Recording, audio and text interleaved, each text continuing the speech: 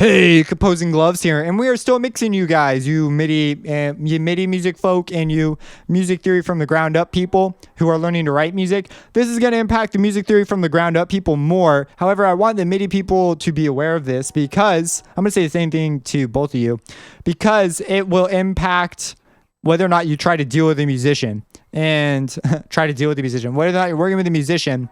I'm going to show you why the flats, like how flats you don't in FL Studios, they're all sharp. They're sharps when you write them down, and that's like a bad way of looking at it. So I've never tried this in Pro Tools. I've never gone and looked, but I wonder if they switch to flats if you want, or they probably show the inharmonic spelling. I'm sure there are ways to label the inharmonic spelling, which again I still haven't looked up. So what is the order of sharps and the order of flats? Well, our key signatures are ordered in such a way that we have an order to how we add our flats and sharps. So over here, we have a B flat, and then we have a B flat plus an E flat, a B, E, and then we add an A. So, and if you have to write them in this order in those positions. If you write them in other positions, it looks weird and it's wrong. So don't write them in some other weird way. Write it on the B specifically there. It stands for all B's. B's above the staff, B's below the staff, all that kind of jazz. The B's have the birds and the bees. So how do you memorize the order of flats? How do you memorize the order these go in? Because they will give you your key signature. So you get to A flat and you're like, it has 4 flats, and you can even build it. That's one way. It's probably the best way. You can memorize it. Another great way. Or there's a mnemonic, which is not the best way, but it is a way most people learn.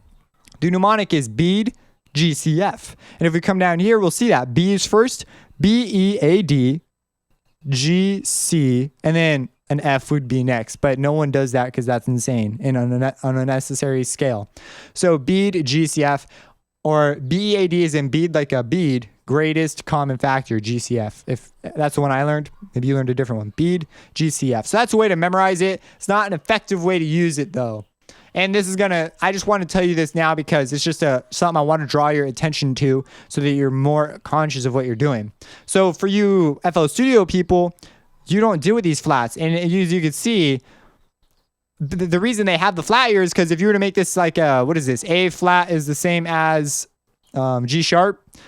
A G sharp scale is like horrifying. There's so many more sharps. It's unnecessarily complicated. You get into double sharps. It gets really weird. So A flat's just easier. I'm not sure on A flat, on a G sharp scale if you would run into double sharps, but I know you do. You run into really weird crap over here.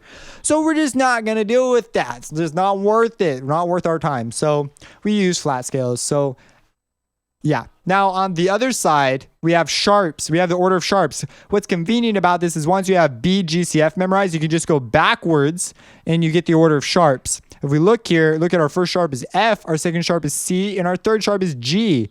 G, C, F, F, C, G. So if we go backwards, you'll do that. Again, this is something you can memorize if you want. And they have to go in that order. And you notice they sort of form these diagonal lines and they try and stay in the staff. The G is on the space above the staff, which is like, I don't know if you want to call it in or not, but to me, it's above the staff. So I wouldn't call it in. To me, it has to be on the F or below to be in, and on the E or above.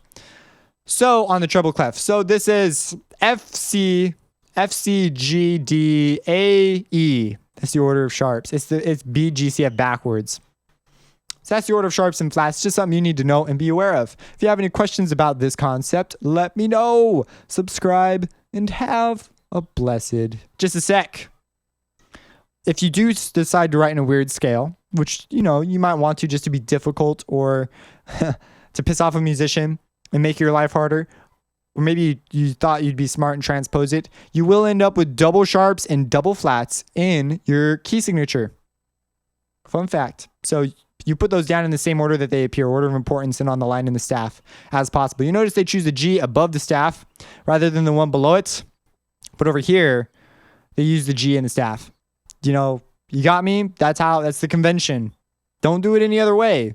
Musicians look for this G. If it's not there, then it's just, okay, that one's not there. But then if they see the rest of these, they'll only bother looking towards the last one because they assume all the other ones are already sharp, that they're used to that because they memorized their scales like we should. So if you have any questions about that, you shouldn't. It should be pretty intuitive. Subscribe and have a blessed day.